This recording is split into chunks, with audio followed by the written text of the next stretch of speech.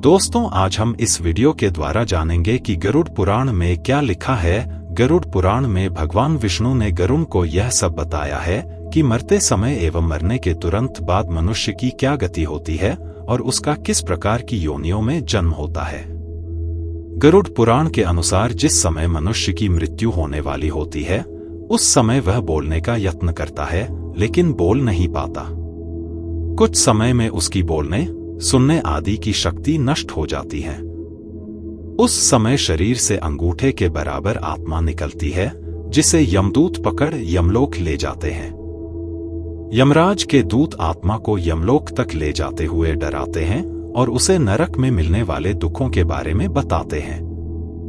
यमदूतों की ऐसी बातें सुनकर आत्मा जोर जोर से रोने लगती है। यमलोक तक जाने का रास्ता बड़ा ही कठिन माना जाता है।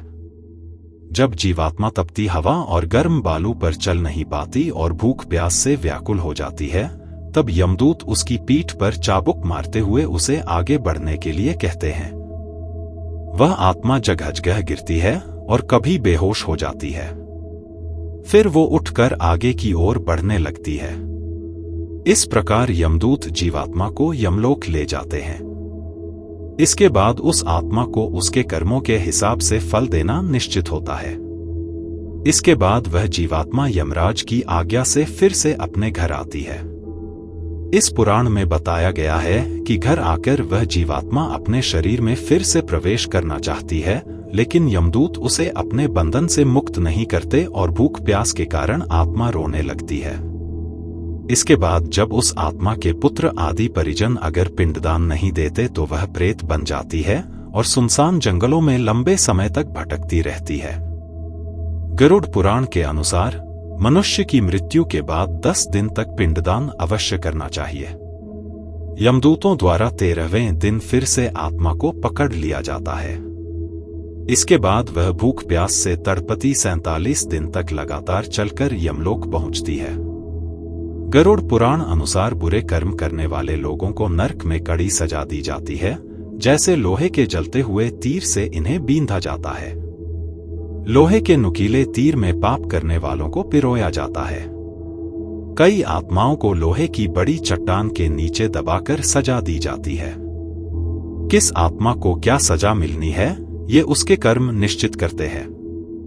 नरक यात्रा जिस प्रकार 84 लाख योनियां हैं, उसी प्रकार 84 लाख नरक भी हैं, जिन्हें जीव अपने कर्मफल के रूप में भोगता है। गरुड़ पुराण ने इसी स्वर्ग नरक वाली व्यवस्था को चुनकर उसका विस्तार से वर्णन किया है। प्रेत कल्प में कहा गया है कि नरक में जाने के पश्चात प्राणी प्रेत बनकर अपने परिजनों और संबंधियों को अनेकानेक कष्टों से प्रताड़ित करता रहता है। वह पराई स्त्री और पराये धन पर दृष्टि गड़ाए व्यक्ति को भारी कष्ट पहुंचाता है। जो व्यक्ति दूसरों की संपत्ति हड़प कर जाता है, मित्र से द्रोह करता है, विश्वासघात करता है, ब्राह्मण अथवा मंदिर की संपत्ति का हरण करता है, स्त्रियों और बच्चों का संग्रहित धन छीन लेता है, पराई स्त्री से व्यभिचार करता है, निर्बल को सताता है, ईश्वर में विश्वास नहीं करता, कन्या का विक्रय करता है, माता, बहन, पुत्री, पुत्र, स्त्री, पुत्रवधू आदि के निर्दोष होने पर भी उनका त्याग कर देता है, ऐसा व्यक्ति प्रेत योनि में अवश्य जाता है और उसे अनेकानेक नारकीय कष्ट भोगना पड़ता है। उसकी कभी मुक्ति नहीं होती।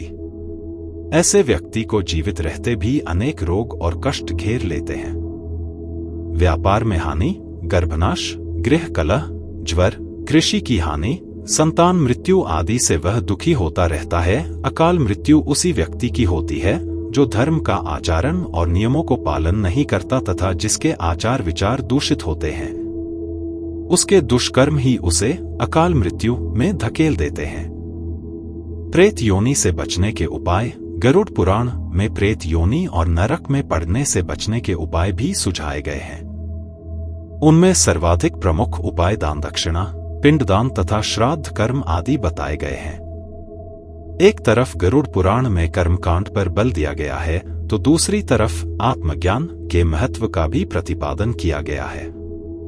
परमात्मा का ध्यान ही आत्मज्ञान का सबसे सरल उपाय है। उसे अपने मन और इंद्रियों पर संयम रखना परम आवश्यक है। इस प्रकार कर्मकांड पर सर्वाधिक बल देने के उपरांत गरुड़ पुराण में ज्ञानी और सत्यव्रती व्यक्ति को बिना कर्मकांड किए भी सद्गति प्राप्त कर परलोक में उच्च स्थान प्राप्त करने की विधि बताई गई है।